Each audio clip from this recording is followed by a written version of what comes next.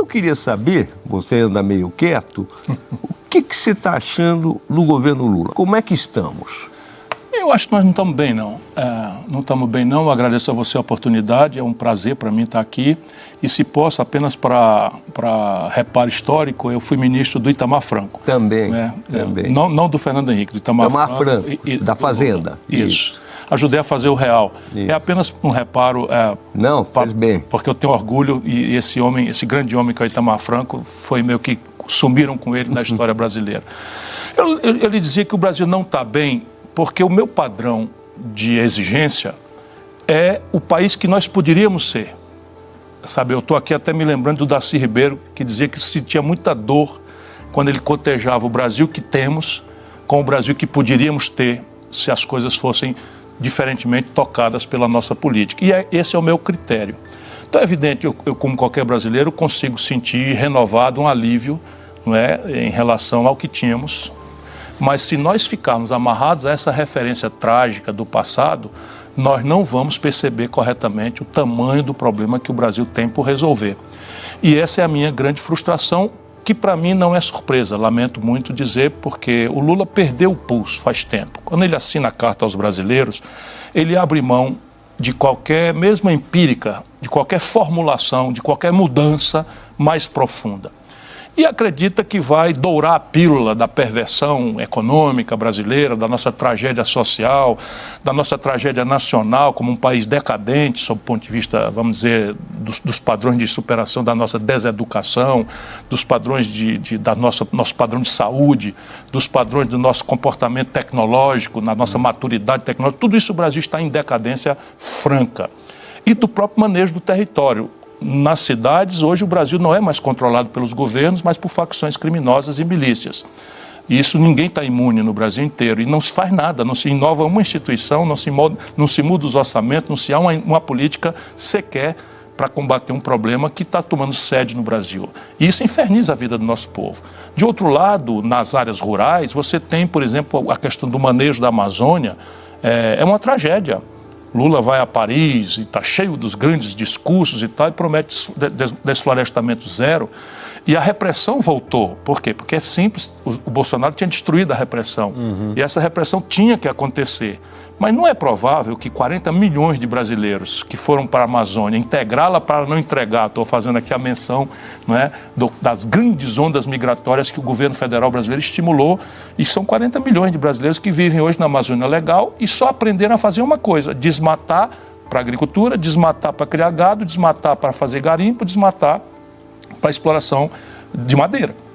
Como é que você vai fazer com que essas pessoas que ontem, para ganhar o título da terra, tinham que provar que desmatou, agora entenderem que isso é crime hediondo, sem dar a elas uma oportunidade de treinar em outras coisas, de financiá-las, de acesso a mercados, enfim. Portanto, sem querer incompridar muita conversa, eu vejo muito mal os rumos do Brasil. Agora, o governo argumenta, o presidente Lula argumenta, olha, está tudo desarrumado, precisa arrumar, então pede paciência. Você não acha isso razoável? É muito razoável. O meu problema é de duas naturezas. Primeiro, é de formulação. E segundo, de nível de conciliação com o inconciliável. Então vamos lá, eu tenho paciência toda do mundo, porque se tem um brasileiro obrigado a saber que o céu não é perto, que as coisas não são fáceis, que não é fácil, que não é trivial, sou eu. Ex-ministro, ex-deputado, ex-prefeito, ex-governador, não é? Enfim, conheço a vida brasileira, conheço bastante bem como é.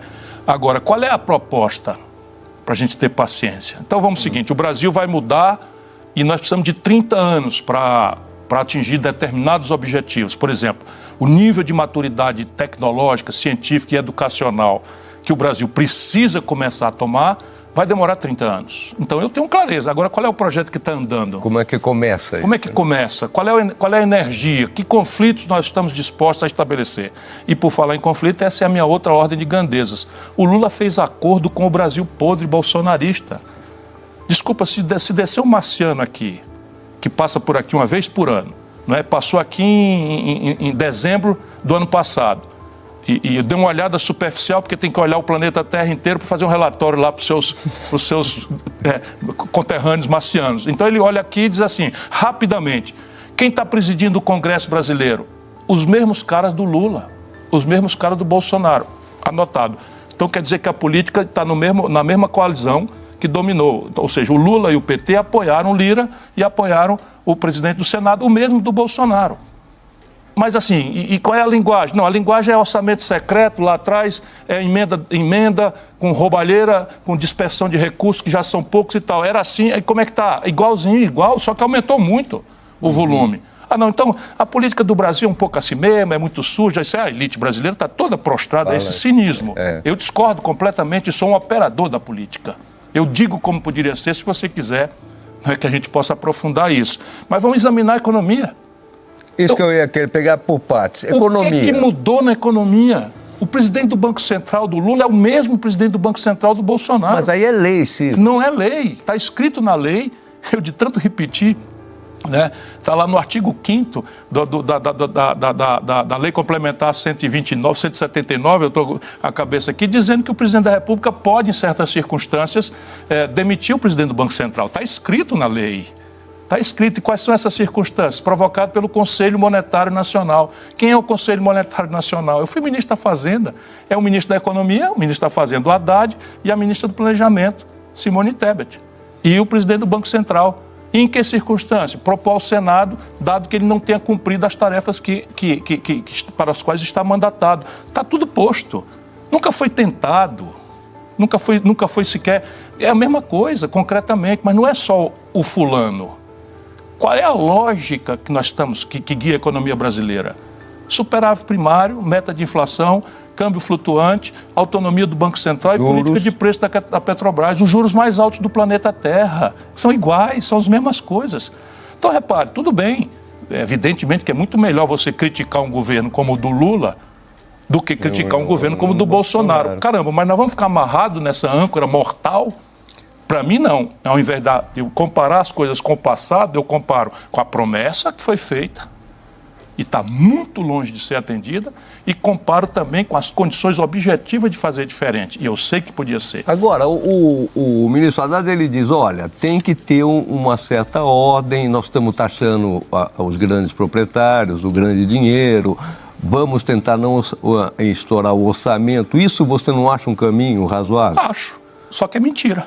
Por quê? Por quê? Porque o Haddad não propôs uma única providência, uma sequer, que de fato taxe os mais ricos no Brasil. Não, é lá fora, fundo de quem tem fundo. Não, nem isso. É quem tem fundo. Mas repare, vamos lá, eu sei o que você está falando, é porque a carga de propaganda do governo é essa. Então, os fundos exclusivos sempre pagaram imposto no Brasil. Pagavam 15%. Com o Haddad, só que era uma vez por ano. Agora, com o Haddad, reduziu para 8% em 6 meses. É uma fraude. Ele reduziu os impostos sobre os fundos exclusivos. Lá fora, todo mundo está pensando pela propaganda que eles vão cobrar sobre o patrimônio estocado dos endinheirados brasileiros que botaram dinheiro lá fora. É mentira. Eles vão cobrar uma fração mínima que eu ainda quero apurar. Como é que vão fazer isso processualmente? Porque isso está hospedado em paraísos fiscais. Só sobre o rendimento. Ora, o rendimento em dólar não é como o rendimento aqui, que você paga 140% da CDI numa aplicação nesses bancos de primeira linha que tem infiltração dentro do Banco Central. Não, então repare, sabe o que é tributar mais rico? É imposto sobre lucros e dividendos empresariais, que só o Brasil não cobre, e eu cobrei quando fui ministro da Fazenda. Sabe o que é cobrar? É fazer uma alíquota mais progressiva, diminuir a alíquota dos pobres, que a partir de 2 salários mínimos pagam 15% de imposto de renda, e aumentar dos super ricos.